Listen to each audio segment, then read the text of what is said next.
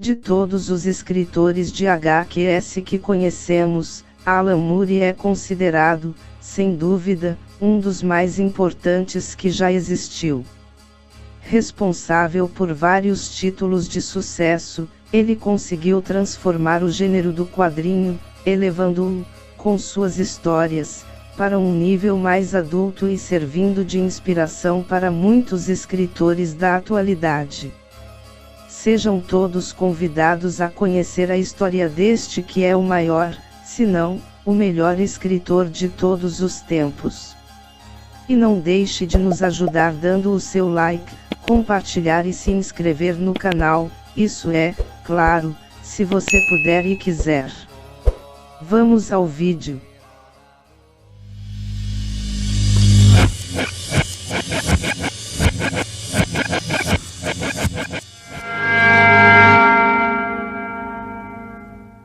Moore nasceu em 18 de novembro de 1953, no Hospital St. Edmunds em Northampton.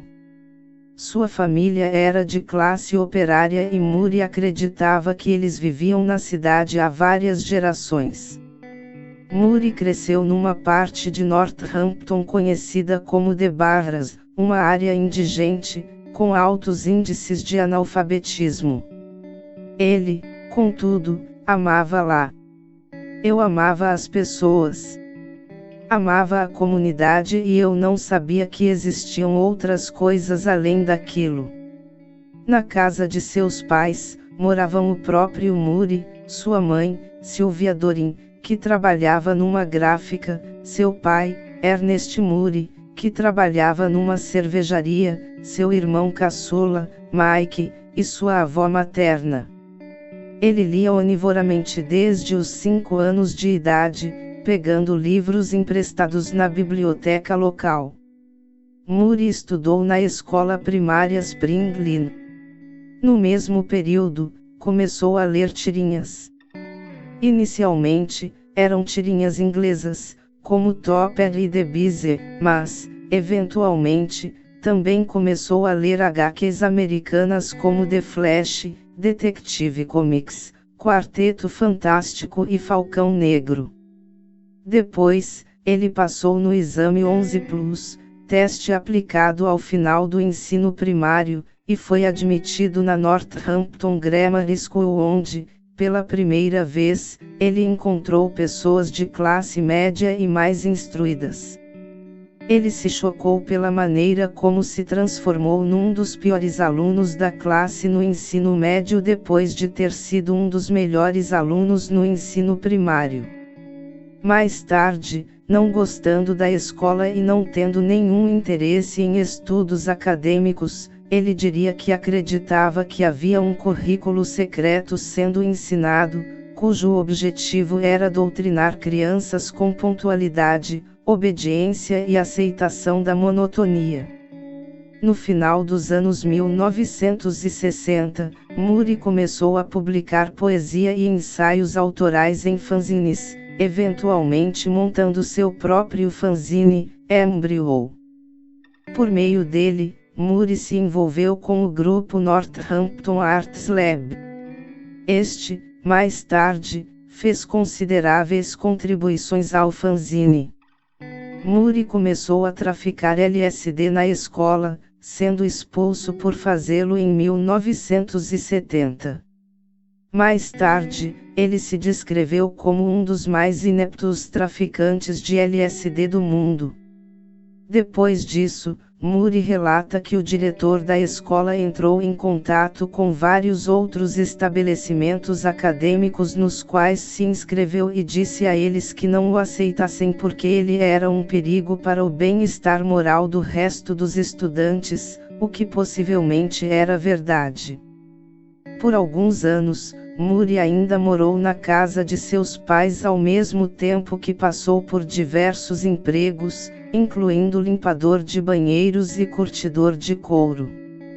No final de 1973, ele conheceu e iniciou um relacionamento com outra nativa de Northampton, Phyllis Dixon, com quem ele se mudou para um pequeno flat de um cômodo na área da Barrack Road em Northampton.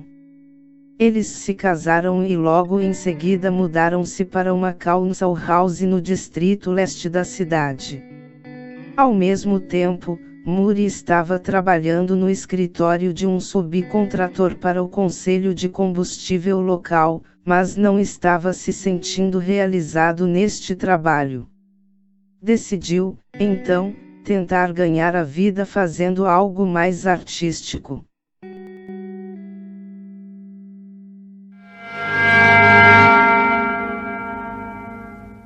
Depois de abandonar seu emprego no escritório, ele decidiu escrever e ilustrar seus próprios quadrinhos.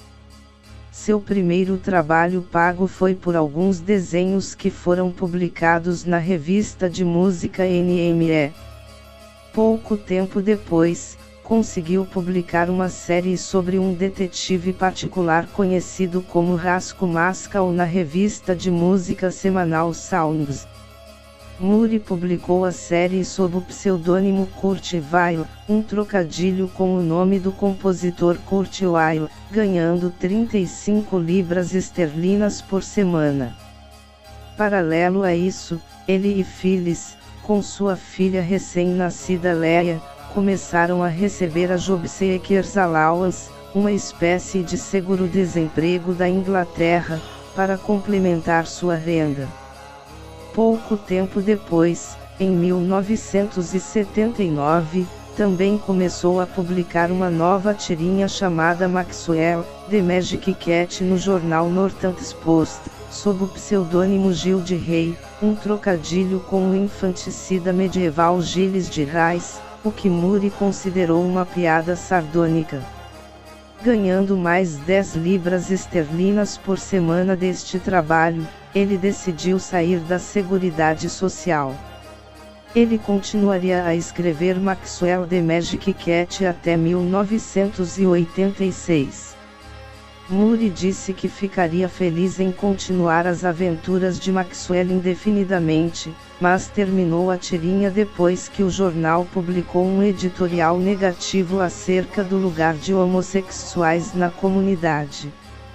Nesse meio tempo, Moore decidiu se dedicar mais a somente escrever quadrinhos ao invés de escrever e desenhá-los, afirmando que, depois que eu estava fazendo isso há alguns anos, eu percebi que nunca seria capaz de desenhar bem ou rapidamente o suficiente para conseguir de fato uma vida decente como artista. No intuito de aprender como escrever um roteiro de quadrinhos de sucesso, ele pediu ajuda ao seu amigo, o roteirista de quadrinhos Steve Moore, que ele conhecia desde os 14 anos. Interessado em escrever para a 2000 AD, uma das revistas em quadrinhos mais importantes do Reino Unido, Alan Moore enviou-lhes um roteiro para Juiz Dredd, uma das séries mais antigas e bem-sucedidas da revista. Embora não tivesse necessidade de outro escritor em Juiz Dredd, que já estava sendo escrita por John Wagner, Alan Grant, editor da 2000 AD, viu potencial no trabalho de Moore, chegando a comentar mais tarde que, este cara é realmente um puta escritor bom, e pediu-lhe que escrevesse alguns contos para a série Future Shacks, publicada pela 2000 AD. Apesar dos primeiros contos terem sido rejeitados, Grant aconselhou Moore sobre melhorias. Eventualmente aceitou a primeira história de muitas. Enquanto isso, Moore também havia começado a escrever histórias menores para a revista Doctor Who Weekly. Sobre isso, comentou posteriormente que queria demais um quadrinho regular. Não queria escrever contos, mas não era isso que me estava sendo oferecido. Estavam me oferecendo de histórias curtas de 4 ou 5 páginas, onde tudo deveria ser feito naquelas 5 páginas. Pensando bem, foi a melhor educação possível que eu poderia ter tido sobre como construir uma história. De 1980 até 1984, Moore trabalhou como escritor freelancer e foi oferecido uma enxurrada de trabalhos de diversas empresas de quadrinhos do Reino Unido, nomeadamente, a Marvel UK e as editoras de 2000 AD e Warrior. Posteriormente, comentou que, lembrava-se que o que estava geralmente acontecendo era que todo mundo estava me oferecendo trabalho, por medo que me fosse oferecido trabalho por seus rivais.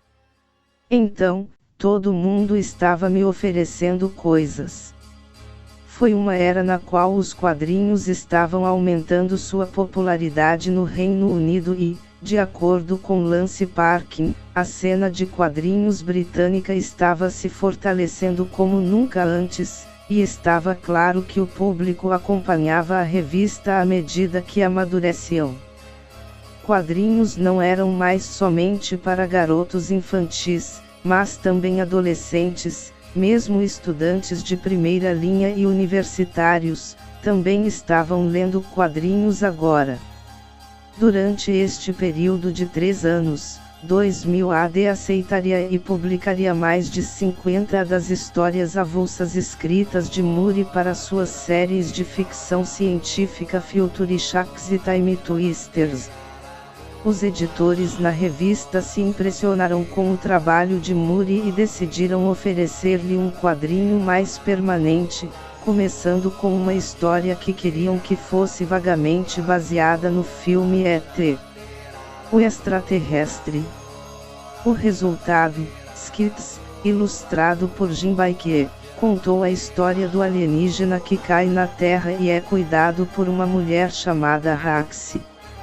Mais tarde, Moore disse que, em sua opinião, este trabalho deve demais a Alan Blossdale.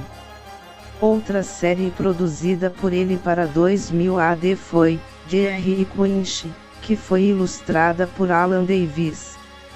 A história, que Moore descreveu como, continuando a tradição de Dennis The Menace, mas dando-lhe capacidade termonuclear, girava em torno de 2 delinquentes alienígenas e era uma versão de ficção científica dos personagens, O.C. Stiglitz da revista National Lampoon.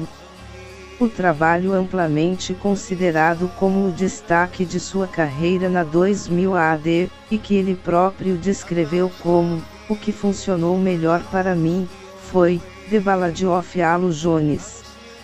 Co-criada com o artista Ian Gibson, a série se passava no século L.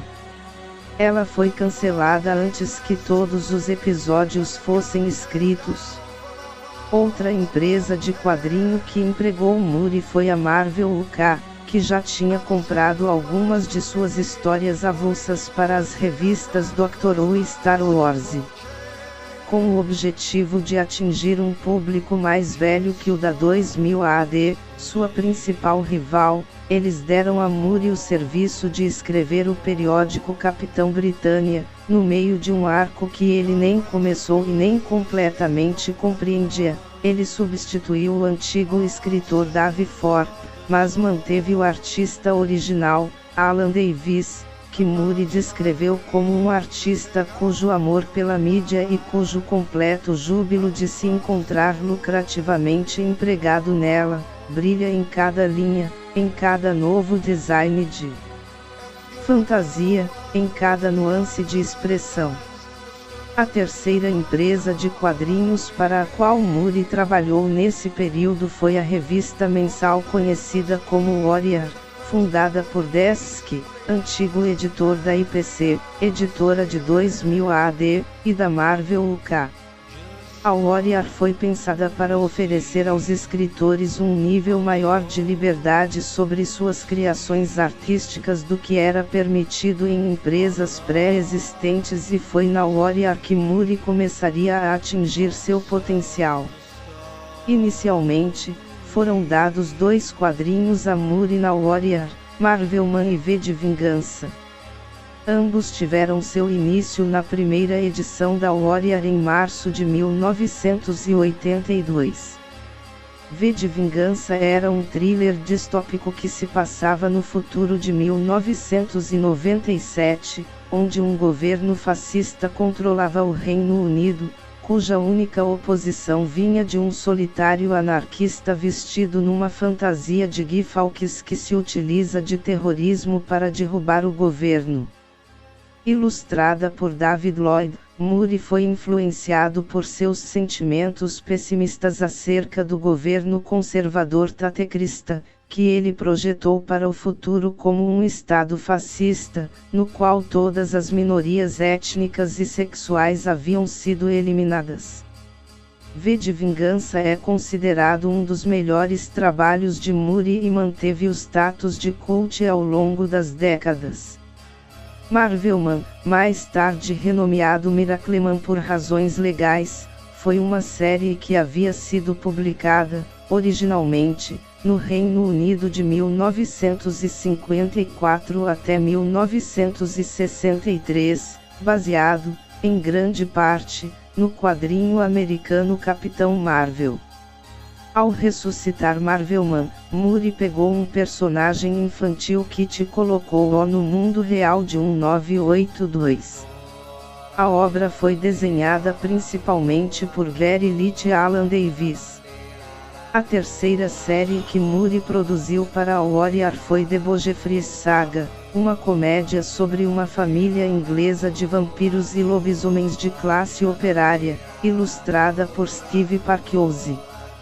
A Warrior foi cancelada antes que estas histórias fossem concluídas, mas, sob novas editoras, tanto Miracleman quanto V de Vingança foram retomadas por Moore, que terminou ambas as histórias em 1989. O biógrafo Lance Parkin observou que, lendo-as conjuntamente revela contrastes interessantes. Numa, o herói luta contra uma ditadura fascista baseada em Londres, na outra, um super-homem ariano impõe uma ditadura fascista em Londres. Apesar do trabalho de Moore estar entre os mais populares da 2000 AD, o próprio Moore se tornou cada vez mais preocupado com a falta de direitos dos autores de quadrinhos ingleses. Em 1985, ele falou ao fanzine Arkansford, afirmando que havia parado de trabalhar para todas as editoras britânicas, exceto a IPC, puramente pela razão de que a IPC, até agora, evitou mentir para mim, me enganar ou, de maneira geral, me tratar que nem merda. Ele se uniu a outros autores no esforço de denunciar a indiscriminada renúncia de todos os direitos e em 1986, parou de escrever para a 2000 AD, deixando mesmo de começar futuros volumes de Halo Jones, que já haviam sido, inclusive, sugeridos. As opiniões e princípios de Moore, particularmente no tema de direitos e posse de autores, fariam com que ele cortasse relações com diversas editoras ao longo de sua carreira.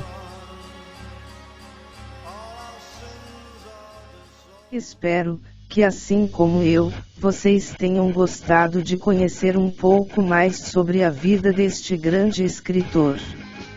Em breve traremos a segunda parte da carreira de Alan Moore, abordando sua passagem pelas editoras DC e Marvel. O Pará também tem cultura nerd. Nos vemos no próximo vídeo.